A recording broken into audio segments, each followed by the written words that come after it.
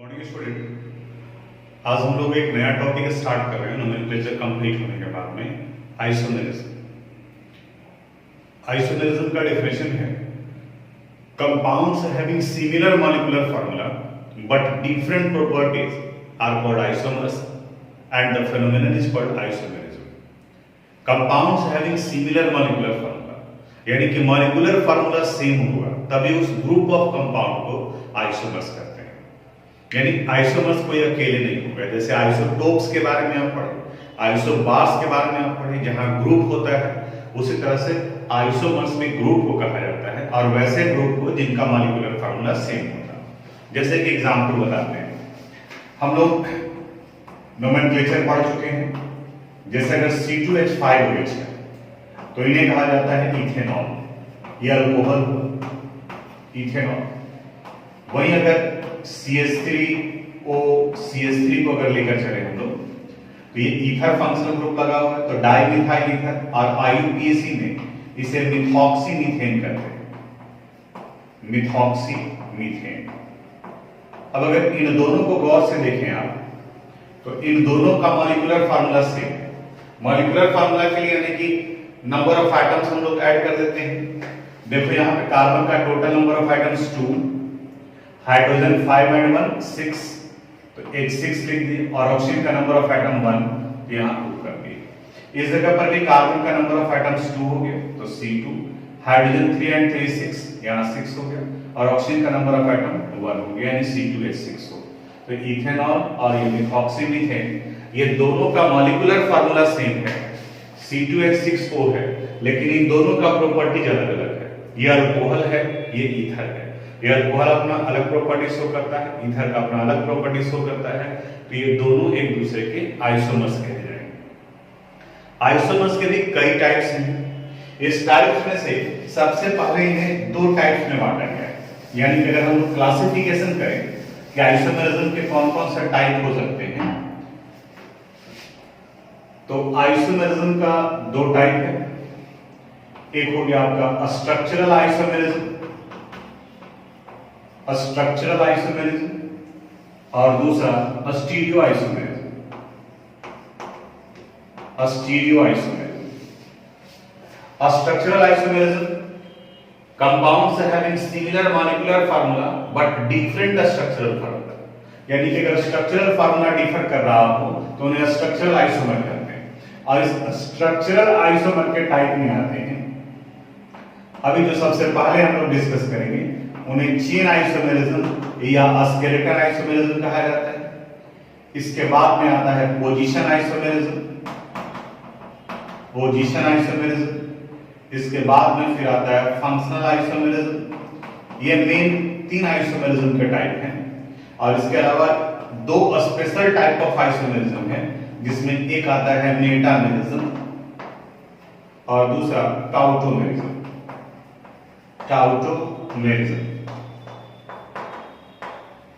ये 1 2 3 4 5 टाइप्स हैं structural isomerism के। वहीं स्टीरियो आइसोमेरिज्म का 2 टाइप है। एक है ज्योमेट्रिकल आइसोमेरिज्म, ज्योमेट्रिकल आइसोमेरिज्म, और दूसरा टाइप है, हमारे पास स्पेस नहीं है इसलिए इस तरीके से अरेंज करना पड़ा।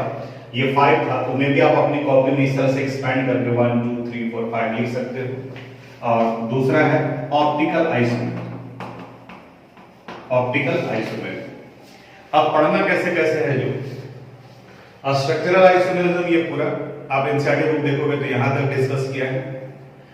स्टीरियो आइसोमेरिज्म में ज्योमेट्रिकल आइसोमेरिज्म हाइड्रोकार्बन में डिस्कस किया है, लेकिन हम लोग इसको यहीं डिस्कस कर लेंगे हाइड्रोकार्बन की वजह, तो यानी कि यहां से यहां तक। और ऑप्टिकल आइसोमेरिज्म क्लास 12th में पढ़ना है। ऑप्टिकल एक्टिविटी हेलो अल्केन और हेलो एरीन के वाले पार्ट में आएगा, ये 12th के सिलेबस में है, यानी कि 11th के सिलेबस में यहां से यहां तक पढ़ना है। तो आइसोमेरिज्म का डेफिनेशन क्लियर हो गया। आइसोमेरिज्म के टाइप्स में अगर मॉलिक्यूलर फार्मूला सेम हो लेकिन स्ट्रक्चरल फार्मूला अलग अलग हो तो उसे स्ट्रक्चरल आइसोमर कहेंगे। और अगर स्ट्रक्चरल फार्मूला भी सेम हो, 3 डायमेंशनल एलिमेंट एटम का अलग अलग हो, तो उसे हम लोग स्टीरियो आइसोमेरिज्म करते हैं। और इसमें 2 टाइप आता है, ज्योमेट्रिकल और दूसरा ऑप्टिकल आइसोमेरिज्म। अब एक एक करके हम लोग सबको डिस्कस करेंगे। इसके सबसे ज्यादा फोकस करना है हम लोग को चेन आइसोमेरिज्म। चेन आइसोमेरिज्म को स्केलेटन आइसोमेरिज्म भी कहा जाता है, और इस तरह का आइसोमेरिज्म कार्बन एटम के डिफरेंट अरेंजमेंट पर डिपेंड करता है, यानी कि कार्बन को जिस तरह से अलग अलग तरीके से आप अरेंज कर सकते हैं, आईयूपीएसी अगर मीनिंग अलग अलग है तो वो चेन आइसोमेरिज्म के एग्जांपल्स में आएंगे। जैसे यहां देखिए कुछ एक एग्जांपल हम लोग डिस्कस करते हैं chain isomerism. Chain isomerism, methane और इथेन इनके आइसोमर्स नहीं बनते। आइसोमर्स से स्टार्ट होता है मीथेन, इथेन और प्रोपेन, इन तीनों का नहीं बनेगा क्योंकि किसी भी तरीके से अरेंज करोगे तो वही होगा। और स्टार्ट होता है ये ब्यूटेन से। ब्यूटेन का मॉलिक्यूलर फार्मूला हो गया C4H10। अब आप इस C4H10 को जितने अलग अलग तरीके से लिख सकते, आईयूपीएसी नेम अगर अलग है तो एक दूसरे के आइसोमर्स होंगे। जैसे एक देखो स्ट्रेट चेन में रख सकते हैं CH3, CH2, CH2 और CH3। तो total 1 2 3 4 carbon atom, 3 to 5 to 7 3 10, तो इन्हें कहा गया ब्यूटेन। और दूसरा अरेंजमेंट हो सकता है कि 3 कार्बन एटम को चेन में रखो और एक को आप ब्रांच में डाल दीजिए CH3 और यहां CH3। इसका अगर आईयूपीएसी नेमिंग करते हो तो ये हो गया 2 मिथाइल प्रोपेन, यानी कि ये दोनों अलग अलग कंपाउंड हैं, लेकिन इन दोनों का अगर मॉलिक्यूलर फार्मूला देखेंगे तो इसमें भी देखो कार्बन 1 2 3 4, हाइड्रोजन 3 6 9 एंड 1 10, तो C4H10 हो गया। तो butane and 2 methyl propane have a molecular formula C4H10, they have different properties and therefore they are called isomers। तो ब्यूटेन के ये दो आइसोमर्स हैं। इसके अलावा किसी भी तरीके से आप अरेंज करोगे, मॉलिक्यूलर फार्मूला अगर यही रहता है C4H10 ही, तो इन्हीं दोनों में से कोई ना कोई एक काम आएगा। आगे बढ़ते हैं, फिर हम लोग पेंटेन की तरफ हैं। पेंटेन, इनका मॉलिक्यूलर फार्मूला होता है C5H12, यानी कि 5 कार्बन एटम है। अब इस 5 कार्बन एटम को जैसे अरेंज करो, आप चाहें तो हाइड्रोजन को हिडन करके इस तरीके से भी लिख सकते हैं 1 2 3 4 5।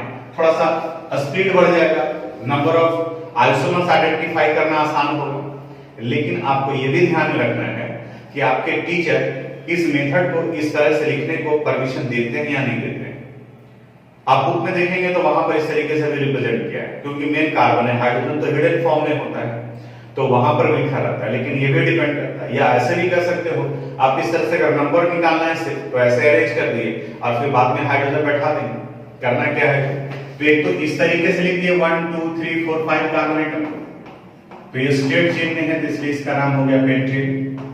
अब क्या करते हैं, 4 कार्बन एटम को चेन में रखते हैं और एक कार्बन एटम को ब्रांच में डालते हैं। टर्मिनल पर कभी ब्रांच नहीं आएगा, अंगुली को ऐसे कर देने से ब्रांच नहीं आ गया तो स्टेट का ही पार्ट हो गया। ब्रांच यहां से निकलेगा किसी भी जगह से। नंबरिंग लेफ्ट से करना होगा 1 2 3 4, ये कार्बन एटम बचा रहेगा तो 1 कार्बन कंटेनिंग अल्काइल को मिथाइल करते हैं, तो सेकंड कार्बन एटम पर मिथाइल है तो इसका नाम हो गया 2 मिथाइल ब्यूटेन। अब फिर अगर इस कार्बन को यहां डालोगे तो नंबरिंग इधर से करेंगे तो 2 पर ही आ जाएगा। अब क्या करते हैं, 3 कार्बन एटम को चेन में रखते हैं, एक यहां आ गया और एक यहां आ गया।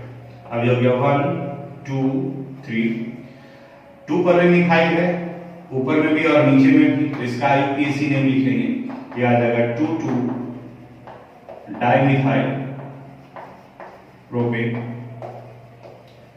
अब वही अगर परमिशन ही देते हैं तो इसको CH3, इसको CH3 करोगे तो फिर ये C5H12 नहीं हो जाएगा।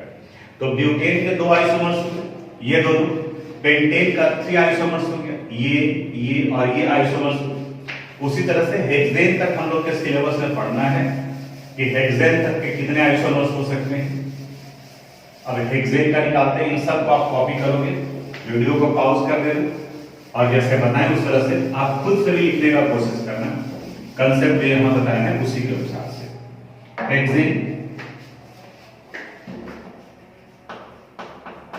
हेक्सेन इनका फॉर्मूला हो जाएगा C6H14। इनमें नंबर ऑफ आइसोमर्स निकालते हैं। एक तो स्टेट चेन हो जाएगा 1 2 3 4 5 6, इन्हें कहा जाएगा हेक्सेन। दूसरा होगा 5 कार्बन एटम को चेन में रखो और एक को ब्रांच में डाल दिया। नंबरिंग 1 2, IUPAC रूल्स के अनुसार से नेमिंग करना है, कहीं मिस्टेक नहीं होगा। 2 methyl pentane, 2 methyl pentane, 1 2 3 4 5, third पर लगा दी कार्बन, 1 2 3 4 5, थर्ड पर ये है तो ये हो गया 3 मिथाइल पेंटेन, 3 मिथाइल पेंटेन।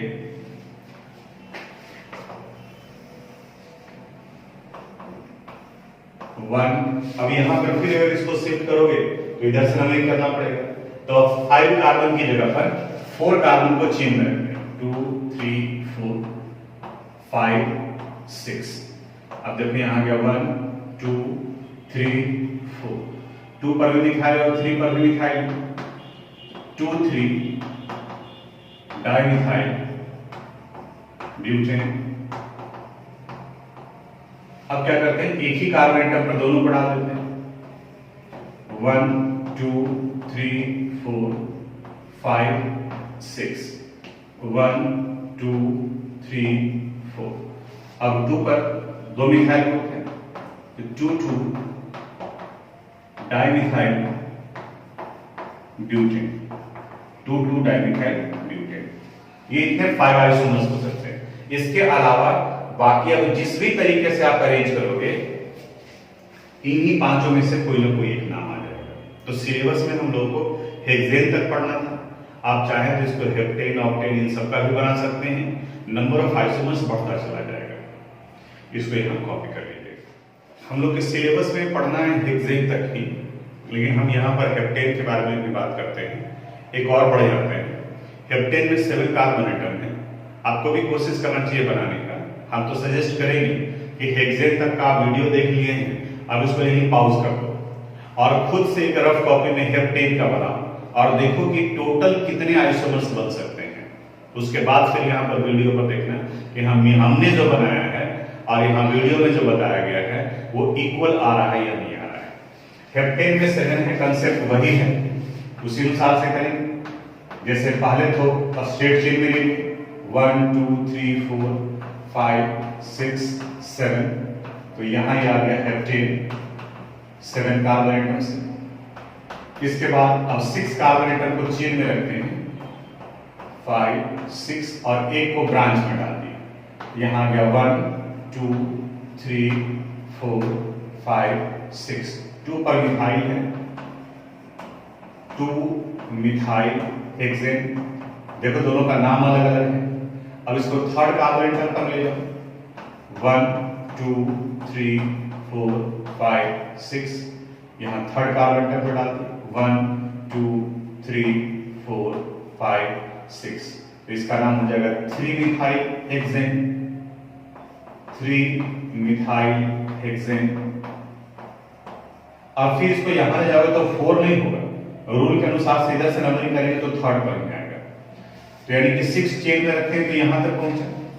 अब क्या करते हैं, एक और चेन में से कम कर देते हैं, यानी कि चेन में सिर्फ 5 कार्बन एटम पर रखते हैं, 1 2 3 4 5 6 7, 1 2 3 4 5, 2 और 3 पर मिथाइल ग्रुप है तो 2 3 डाइमिथाइल, टोटल 5 कार्बन एटम, तो 5 कार्बन एटम से हो गया पेंटेन, 2 3 डाइमिथाइल पेंटेन।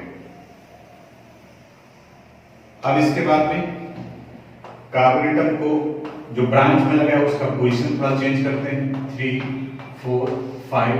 पर्पस क्या है, अलग अलग कंपाउंड बनाना जिनका IUPAC नियम अलग अलग है। अब इनका नेमिंग करें तो 1 2 3 4 5, एक 2 पर है दूसरा 4 पर है, यहां पर 2 4 डाइमिथाइल पेंटेन। 2,4 dimethyl pentane. अब इसके बाद एक ही कार्बन एटम पर दोनों को डालते हैं, तो 6 हो सकता है, 1 2 3 4 5 6 7, तो 1 2 3 4 5। अब इसका नेमिंग करोगे तो आ जाएगा 2,2 डाइमिथाइल पेंटेन, 2,2 डाइमिथाइल पेंटेन। अब क्या करते हैं, इन दोनों को 3 पर ले जाते हैं, तो 1 2 3 4 5, एक यहाँ और एक यहाँ, तो 1 2 3 4 5। इसका नेमिंग करेंगे तो यह आ गया 3,3 डाइमिथाइल पेंटेन। एक अब जो बताने जा रहे हैं, मे भी आपका ध्यान वहां नहीं गया हो, आप अगर मेरे ये बताने के वीडियो देखने के पहले अगर आप हेप्टेन का बनाए होंगे और नंबर अगर कम आ रहा है, तो जनरली स्टूडेंट्स ये छूट जाता है। देखो क्या छूट जाता है, 3 4 5 ही चेन में रखते हैं और 2 कार्बन एटम को यहाँ ब्रांच में डाल दिए। रूल्स तो यही है कि लॉन्गेस्ट कार्बन चेन सेलेक्ट करना है। देखो 1 2 3 4 5 1 2 3 4 5, तो इसका मतलब ये बचा रह गया, तो 2 कार्बन कंटेनिंग अल्काइल ग्रुप को इथाइल कहते हैं। तो यहाँ गया 1 2 3 4 5, 3 पर इथाइल ग्रुप है, तो इसका नेमिंग करेंगे तो यह आ जाएगा 3 इथाइल पेंटेन, 3 इथाइल पेंटेन। अब तुम में से कई लोग कहेंगे कि तो सर 4 पर भी इथाइल डाल सकते हैं। अगर 4 पर इथाइल डालोगे नहीं यहाँ, तो ये कार्बन एटम का चेन आ जाएगा 1 2 3 4 5 6, लॉन्गेस्ट कार्बन चेन 6 हो जाएगा। तो 6 का तो ऑलरेडी हम लोग ये कर चुके हैं, यानी इसी तीनों में से कोई ना कोई एक आ जाएगा। एक और आइसोमर्स बन सकते हैं, अभी 8 हुआ है, इस वाले में टोटल 9 आते हैं। अब क्या करो, 4 कार्बन एटम को चेन में रखो, 9 बता रहे हैं, 1 2 3 4 5 6 और ये 7, यहां गया 1 2 3 4। नेमिंग करेंगे 2 2 3 ट्राइमिथाइल, टोटल 4 है, तो 4 से हुआ ब्यूटेन, ट्राइमिथाइल ब्यूटेन। तो ये टोटल 9 आइसोमर्स बनेंगे हेप्टेन के केस में। तो देख रहे हो कि कोई फार्मूला नहीं आ रहा है, इन सब को आप नोट करेंगे, कोई फार्मूला नहीं है, यहां ही आपको बनाना पड़ेगा और ये याद रखना होगा कि आइसोमर्स किस कंपाउंड के कितने हो सकते हैं। जैसे हम यहां पर एक समराइज पार्ट में बता रहे हैं, मीथेन इथेन प्रोपेन के आइसोमर्स नहीं होंगे, क्योंकि इससे और अलग तरीके से अरेंज नहीं कर सकते हैं। तो ब्यूटेन का आइसोमर्स हो सकता है, तो C4H10 ब्यूटेन का हम लोग बनाए, तो यहां 2 आइसोमर्स आए। पेंटेन के केस में C5H12 में नंबर ऑफ आइसोमर्स 3 आए। हेक्सेन के केस में C6H14, यहां नंबर ऑफ आइसोमर्स 5 आया। फिर हेप्टेन का जो भी बनाया है हम लोग, इसमें नंबर ऑफ आइसोमर्स 9 आया। और आपकी जानकारी के लिए बता दें कि अगर ऑक्टेन का बनाते हो तो ये 18 हो जाएगा। नोनेन का बनाते हैं C9H20, तो यहां ये 35 हो जाता है। और C10H22 डेकेन में ले जाएंगे तो ये 75 हो जाएगा। यानी कि डेकेन में कार्बन एटम का 75 डिफरेंट टाइप से अरेंजमेंट हो सकता है। अब आप यहीं से अंदाज लगा सकते हो कि इतने अलग अलग तरीके के कंपाउंड बन सकते हैं कैटेनेशन की वजह से, क्योंकि सेल्फ लिंकिंग प्रॉपर्टीज को ही कैटेनेशन कहते हैं। अब इसमें तो कोई रिलेशन ही नहीं। देख रहे हैं ना, 9 था, सिर्फ एक कार्बन एटम बढ़ा तो number of compound just double हो गए। यहां भी अप्रॉक्स डबल ही हो गया और ये डबल से भी ज्यादा हो गया, 75 हो गया। तो कोई फार्मूला नहीं है, ये सिर्फ याद रख सकते हो। वैसे आपके सिलेबस में यहीं तक पढ़ना है, हेक्सेन तक। मेरा सजेशन रहेगा कि हेप्टेन तक आप याद रखो कि किस तरीके से बनाया जा सकता है। तो ये चेन आइसोमेरिज्म से रिलेटेड था। मेन यहीं पर आपसे क्वेश्चन पूछा जाता है, कहेगा write down the structural formula and IUPAC name of all isomers of hexane. Hexane के सारे आइसोमर्स का स्ट्रक्चरल फार्मूला और आईयूपैक नेम लिखें। तो हेक्सेन के केस में टोटल नंबर ऑफ आइसोमर्स कितना है, 5, उसको बनाना होगा। तो जैसे ये आप बनाए तो एग्जामिनेशन में इसमें हाइड्रोजन डाल, एक स्टेप और बढ़ जाएगा। जैसे इसमें 3 हाइड्रोजन आ जाएगा यानी CH3 हो जाएगा, या CH3 CH3 CH2 CH2 CH3, तो फिर मार्क्स कटने का कोई चांस नहीं है, क्योंकि ये भी हो सकता है कि सिर्फ आप कार्बन लिख रहे हैं तो मार्क्स कम कर दिया जाए कि आप हाइड्रोजन क्यों छोड़ दिए, तो इसलिए रिस्क नहीं लेना है, एग्जामिनेशन में आप उसको पूरा बनाओगे।